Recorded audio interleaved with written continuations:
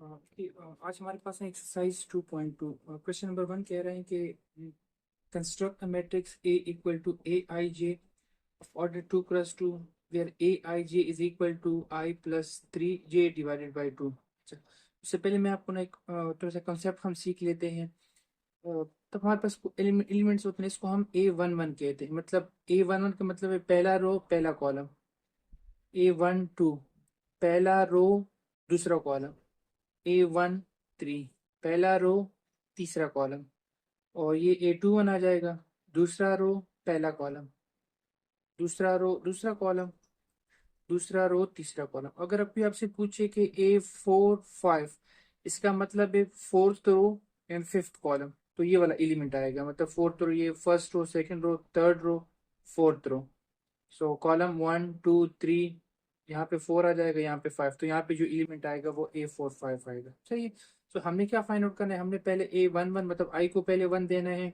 जो अब 2 cross 2 matrix है, मैं जरा इसको मिटा दूं। ओके, मेरे पास 2 क्रॉस 2 मैट्रिक्स किस तरह से होता है, A11 A12 A21 A22। ठीक है, मतलब ये 2 क्रॉस 2 मैट्रिक्स है। आप बी से भी यूज करते, लेकिन यहाँ पे हमने ए लिखा है तो पर ए हम करेंगे।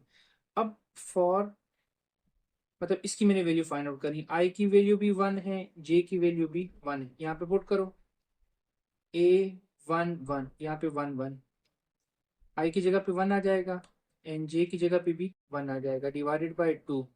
सो 3 + 1 divide by 2 equal to 2। A11 equal to 2। अब आई की वैल्यू हमारे पास 1 है, ये वाली, और जे की क्या आ गई, 2 आ गई। सो A12 यहाँ पे पुट करो, आई की जगह पे 1 प्लस 3 लगा लिया, जे की जगह पे क्या आ जाएगा, जे की जगह पे मेरे पास आ जाएगा 2 divided by 2। 3 2 6, 6 + 1 7, 7 divide by 2। So 7 divide by 2 किसके बराबर है, 3.5 के। फिर I 2 और जे जो है वो 1 के बराबर है, 2 1। सो A21 इज इक्वल टू 2, यहाँ पे 2 पुट कर दिया, प्लस 3 × 2, जे की जगह 1 आ गया, डिवाइडेड बाई 2। 3 + 2 5, 5 को 2 पे डिवाइड करोगे तो 3.5 आएगा। A22 वो हमारे पास आ जाएगा, आई की जगह पे 2 पुट कर दिया और जे की जगह पे भी 2 पुट कर दिया, 3 × 2 डिवाइडेड बाई 2। 3 2 6, 7 8, 8 को 2 पे डिवाइड करोगे, 8 को 2 पे डिवाइड करेंगे तो हमारे पास 4 आ जाएगा। ठीक है, अब यहाँ पे अगर मैं वैल्यू पुट करूंगा, A11 की वैल्यू है 2, A12 की वैल्यू है 3.5, और A21 की वैल्यू है, A21 की वैल्यू क्या है, ये 3.5, और A22 की वैल्यू क्या है, 4 है। सो ये हमने एक कंस्ट्रक्ट कर दिया, एक मैट्रिक मैट्रिक जिसमें से ए आई जे इस कंडीशन के अकॉर्डिंगली है। ओके, पार्ट नंबर 2 क्या कह रहा है कि ए I J equal to I plus जे। पहले मैं लिख लूँ कि A11 A12 A21 A22। क्यों उन्होंने 2 क्रॉस 2 मैट्रिक्स मांगा है, अगर 3 क्रॉस 3 होता या 2 क्रॉस 3 होता तो उसके अकॉर्डिंगली चेंज होता। अब पहले 1 1, I is equal to 1 and J equal to 1। ठीक है, सो वैल्यू पुट करोगे, A11 is equal to 1 multiply by 1 divided by 2। This implies that A11 is equal to 1/2। ये अगर आप 0.5 लिखना चाहते हैं फिर भी ठीक है। दूसरा क्या है, दूसरा हम 2 पुट करेंगे, A12, सॉरी, आई की जगह पे 1 पुट कर दिया और जे की जगह पे 2 पुट कर दिया। A12 is equal to 1 multiply by 2 divided by 2। So 2 1s are 2। This implies that A12 is equal to 1। 2 divide by 2 से 1 आ गया। Now for I is equal to 2 है, और J की क्या वैल्यू है, J की वैल्यू 1 है। ठीक है, मतलब ये वाली कंडीशन हम कर रहे हैं। So A21 is equal to 2 multiply by 1 divided by 2। 2 multiply by 1 divided by 2। So this implies that A21 is equal to 1 आ जाएगा। अब तीसरी कंडीशन 2 क्रॉस 2 है। सो A आई की वैल्यू 2 है और जे की वैल्यू भी 2 है। So A22 is equal to 2 multiply by 2 divided by 2। यहाँ पे 2, यहाँ पे 2 डिवाइड बाय 2, दोनों कैंसिल। सो मेरे पास A22 इज इक्वल टू 2 आ जाएगा। ना अगर मैं वैल्यूज पुट करूंगा तो A11 की वैल्यू है मेरे पास 0.5, A12 की वैल्यू है 1, इसकी भी 1 है और इसकी भी 2 है। तो ये हमारे पास रिक्वायर्ड मैट्रिक्स आ गया, कोई वैल्यू भी ये आ गई। ठीक है, आगे क्या है, ए I J equal to I plus जे। सो आई की वैल्यू 1 है, जे की वैल्यू 1 है। सो A11 वो किसके बराबर आ जाएगा, 1/1 इक्वल टू 1। मैं लिख लेता हूँ, this implies that A is equal to A11 is equal to 1। Same I की वैल्यू 2 पुट कर दी, J की वैल्यू 1। यहाँ से आगे इसलिए नहीं जा रहे क्योंकि हमारे पास जो मैट्रिक्स है वो 2x2 मैट्रिक्स है। ओके, उसके बाद है A21 is equal to, J की वैल्यू I की वैल्यू 2 है, so 2/1। This implies that A21 is equal to 2/1 से क्या आता है, 2 आ गया। ठीक है, अब I को मैंने 2 कह दिया, ये मैंने थोड़ा पहले फाइंड आउट कर लिया, मुझे 1 2 फाइंड आउट, मतलब मैंने ये फाइंड आउट करा, मुझे ये फाइंड आउट करना चाहिए था, लेकिन इससे कोई फर्क नहीं पड़ता। I को मैंने 1 दे दिया और J को मैंने 2 दे दिया। So A12 is equal to, I की वैल्यू मैंने क्या पुट कर दी, 1, और J की वैल्यू 2 पुट कर दी। This implies that A12 is equal to 0.5। Divide में भी लिख सकते हो, कोई फर्क नहीं पड़ेगा उस पर। नाउ ये वाली वैल्यू तो हो गई थी, ये वाली वैल्यू रहती है। I की वैल्यू मैंने 2 पुट कर दी और J की वैल्यू भी मैंने 2 पुट कर दी, दोनों की वैल्यू मेरे पास 2 है। So A2 is equal to 2/2, I की जगह पे 2, J की जगह पे 2। So this implies that A22 is equal to 1 आ गया। सही है, वैल्यूज पुट करो, A11 की वैल्यू है 1, फिर A12 की वैल्यू है 0.5, A21 की वैल्यू हमारे पास 2 है और A22 की वैल्यू 1 है। तो ये हमारे पास रिक्वायर्ड आंसर आ गया। ओके, आगे हमारे पास है A i j equal to 2i - 3j/3। Question वही है, 2x2 है।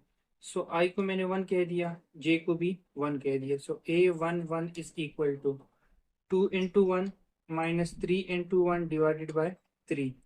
So this implies that A11 is equal to 2 - 3 - 1/3। कि अगर आप दूसरी डिसिमल में वैल्यू फाइंड आउट करना चाहते तो 0.3 आ जाएगी। ओके, अब I को मैंने 1 कह दिया लेकिन J को मैंने 2 कह दिया। So A12 is equal to 2 × I की जगह पे 1 आ गया, -3 J की जगह पे 2 आ गया, /3। सो 2 1s are 2, मतलब मेरे पास आ गया 2 - 6/3। So A12 is equal to -4/3। Ratio में भी फाइंड आउट करते हैं या वैसे भी करते हैं। अब I को मैंने 2 कर दिया और J को मैंने 1 कर दिया, वैल्यू पुट करो। A21 is equal to 2 × 2 - 3 × 1/2। अगर मैं लिखूं 4 - 3/2, सो A21 इज इक्वल टू 1/2। यहाँ पे कर रहा हूँ, अब I की वैल्यू भी 2 आ गई और J की वैल्यू भी 2 आ गई। So A22 is equal to 2 × 2 - 3 × 2/3। The values put कर दी है। So A22 is equal to 4 - 6/3 और -3/2। तो A is equal to, A11 की क्या वैल्यू है, -1/3, -1/3। A12 की क्या वैल्यू है, -4/3। और A21 की वैल्यू क्या है, 1/2। और इसकी क्या वैल्यू है A22 की, -3/2। तो ये हमारे पास रिक्वायर्ड आंसर हो गया। ओके, पार्ट नंबर 2 क्या कह रहा है, क्वेश्चन नंबर 2 क्या कह रहा है, क्वेश्चन नंबर 2 कह रहा है सेम क्वेश्चन है लेकिन 3x3 मैट्रिक्स है और कंडीशन भी उस तरह के बने, सही, लेकिन एक ही जगह पे बी है, सो कोई फर्क नहीं पड़ेगा। जो मेरे पास बनेगा 3x3, B11, B12, B13, okay, B21, B22, B23 and B31, third row first column, third row second column, third row third column. B11 इसकी हमने वैल्यू फाइंड आउट करनी है। अब I की वैल्यू मैंने 1 ले ली और J की वैल्यू भी 1 ले ली। इसका मतलब है कि B11 इक्वल टू I की जगह पे, मतलब 1 का स्क्वायर -1 डिवाइडेड बाय 3, सो ये 0 आ जाएगा, तो 1 का स्क्वायर 1 ही आता है। अच्छा, फिर उसके बाद बी सॉरी आई की जगह मैंने 1 पुट कर दिया और जे की जगह पे मैंने 2 पुट कर दिया। मैं ये वाली वैल्यू पुट करूँ, पहली वैल्यू आई की होती है, दूसरी वैल्यू जे की होती है। सो बी वन टू किसके बराबर आ जाएगा? बी12 मेरे पास आ गया 1 का स्क्वायर, 1 का स्क्वायर, और ये मेरे पास ना जे है, मतलब वन पहले में फर्क नहीं पड़ा। सो 1 का स्क्वायर -2 डिवाइडेड बाय 3। सो इससे मेरे पास आ गया कि B12 is equal to -1 divided by 3, -1/3, ये मेरे पास आ गया। यहाँ पे मैं एक और वैल्यू फाइंड आउट कर रहा हूँ, आई की वैल्यू 1 है और जे की वैल्यू क्या है मेरे पास? 3 है, ये वाली वैल्यू। सो मेरे पास आ जाएगा, मेरे पास हाँ, यहाँ पे मैं अगर पुट करूँ B1 and 3 is equal to 1 का square -3 divided by 3। So this implies that B13 is equal to -2/3, -2/3। ठीक है, कि इस साइड पे आते हैं। अब हमारे पास 2 1 की बारी है। आई की वैल्यू भी मैंने 1 पुट कर दी, सॉरी आई की वैल्यू 2 पुट कर दी और जे की वैल्यू मैंने 1 पुट कर दी। So B21 is equal to 2 का स्क्वायर -1 डिवाइडेड बाय 3। सो 3/3 आ जाएगा, इसका मतलब है B21 is equal to 1, B21 is equal to 1 आ गया मेरे पास। उसके बाद B22, मतलब इसकी भी 2 है, इसकी भी 2 है, तो 2 का square -2 divided by 3। This implies that B22 is equal to 4, 4 से 2 जाएगा 2, सो 2/3, ये आ गए। फिर B23 इक्वल टू, तो नीचे लिख लो, B23 इक्वल टू 2 का स्क्वायर -3 डिवाइडेड बाय 2। ओके, तो this implies that B23 is equal to 4 से 3 जाएगा 1, सो 1 बाय, सॉरी ये 3 है, 1/3। ओके, उसके बाद फिर B, ये वाली है 3 1, 3 and 2 1 इक्वल टू 3 का स्क्वायर 9, 3 का स्क्वायर, मतलब यहाँ पे वैल्यू पुट करो, यहाँ पे -1 divided by 3। This implies that B31 is equal to 9 -1 8 आ जाएगा, 8 divided by 3, 8 divided by 3। Okay, अब B3 इंटू 2, सो 3 का स्क्वायर -2 डिवाइडेड बाय 3, 3 का square -2 divided by 3। This implies that B32 is equal to, 3 3 जार 9, 9 से 2 जाएगा 8/3, 8/3 आ गया, सही है। इसके बाद है B33, B33, सो 3 का square -3 divided by 3। This implies that B33 9, 9 से 3 जाएगा 6, 6 डिवाइडेड बाय 3 से मेरे पास 2 आ गया। अब सबकी वैल्यू आ गई, सो मैं यहीं पे इसी के लिए वैल्यू पुट करता हूँ थोड़ा सा, हाँ अब आ जाएगा।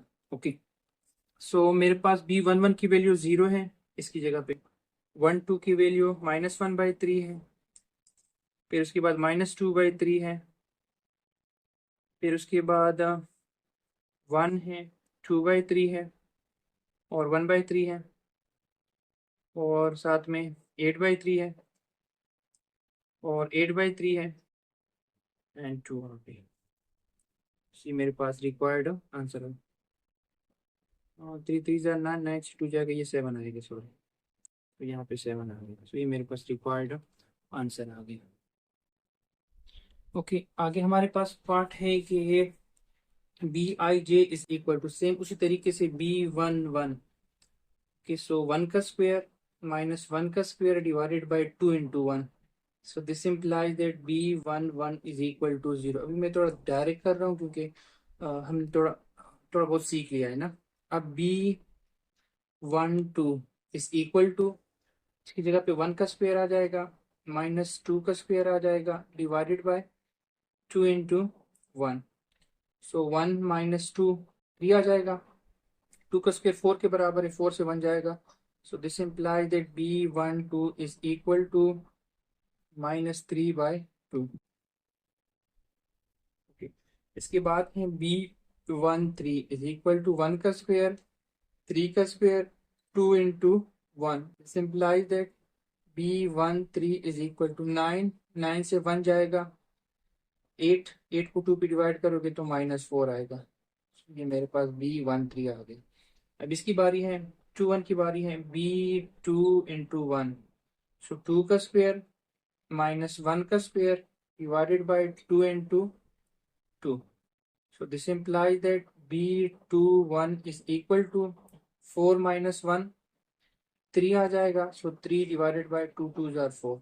सिंपल कैलकुलेशन है, जस्ट वैल्यू पुट करनी है और आगे से आपने आंसर लिखना है। ठीक है, एक और डिजिट लिखते हैं, B2 इंटू 2। इसका मतलब है 2 का स्क्वायर, 2 का स्क्वायर, 2 इंटू 2, मतलब 2 का square -2 into 2। This implies that B22 is equal to 4 -4, तो 0 आ गया। सो ये मेरे पास एक और वैल्यू आ गई।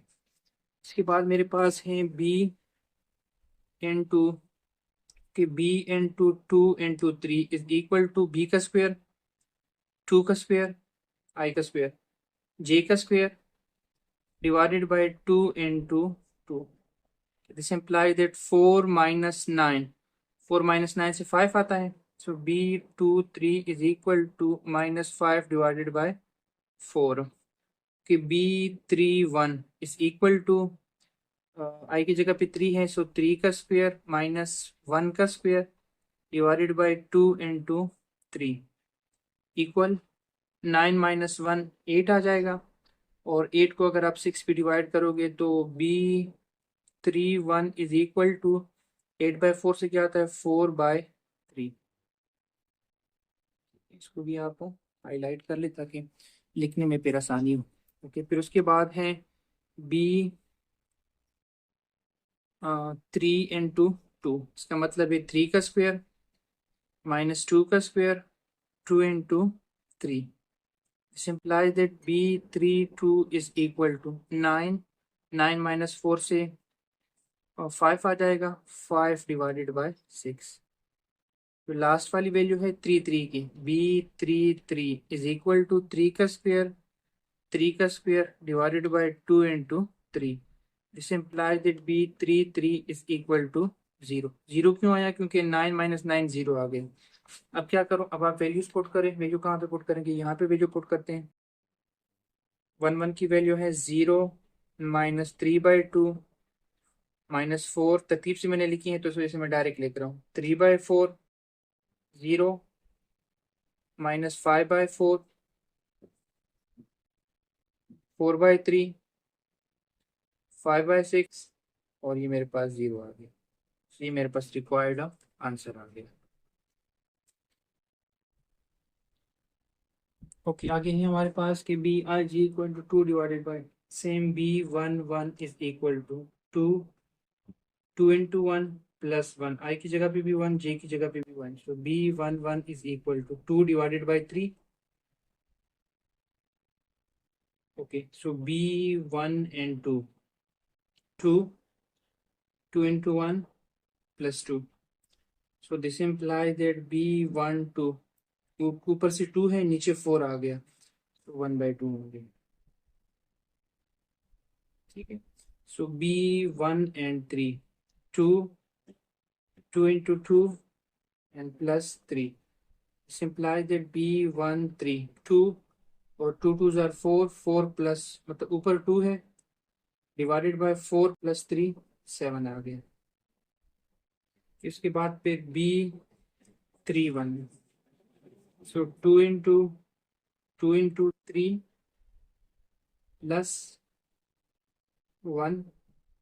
दिस इम्प्लाइज दैट B31 ऊपर 2 है, 3 2 जार 6, 6 प्लस 7, तो 2/7। उसके बाद है बी 3 into 2। अच्छा सॉरी, मैंने एक गलती कर दी, मैं 3 into 1 के 2 1 2 वो रहते हैं, वो फिर हम बाद में करेंगे, ये मतलब थर्ड रो मैंने शुरू कर दी है। सो 2 into, इसकी आई की वैल्यू 3 है और जे की वैल्यू 2 है। This implies that B32 is equal to 2 divided by 3 2 जार 6, 6 प्लस 2 8, सो 1/4 आ गया। 2/8 आता है, सो डिवाइड करके मेरे पास आंसर आ गया। And B into 3 into 3, 2 2 into 3 plus 3. This implies that B33 is equal to 2, 3 2s are 6, 7 8 9, 9 divide नहीं हो रहा, तो इस वजह से मैंने पूरा लिख लिया। अब एक बी 2 1 रहता था, मतलब 2 का जो रो था वो रहता था। सो 2 1 इज इक्वल टू, ऊपर वाला 2 लिख लिया, और 2 into 2 plus 1। So this imply that B21 2 divided by 5 आ जाएगा। 2 2 जार 4, 4 प्लस 1 5 है। अब इसके बाद फिर B2 into 2 नीचे लिख लेते हैं, 2 into 2, सो 2 into 2 प्लस 2, आई की जगह पे 2 है, जे की जगह पे भी 2 है। So B22 is equal to 2 divided by 6 आ जाएगा, सो 1/3 आ गया।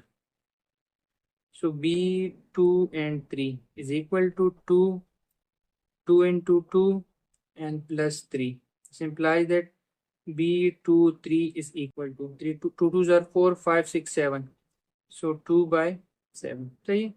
सो अब आंसर लिखते हैं। B11 की वैल्यू क्या है, 2/3। 12 की वैल्यू क्या है, 1/2।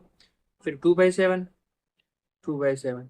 ठीक है, अब ये थर्ड रो की है, इसको हम बाद में लिखते हैं, पहले ये लिखते हैं 2/5, 1/3, 2/7। और फिर उसके बाद हैं 2/7, 3 1 की, फिर 3 2 की, 1/4 एंड 2/9। तो ये मेरे पास रिक्वायर्ड आंसर आ गया। ओके, आगे हमारे पास I² plus J² divide by I plus J। So B11 is equal to 1² plus 1² divided by 1 plus 1।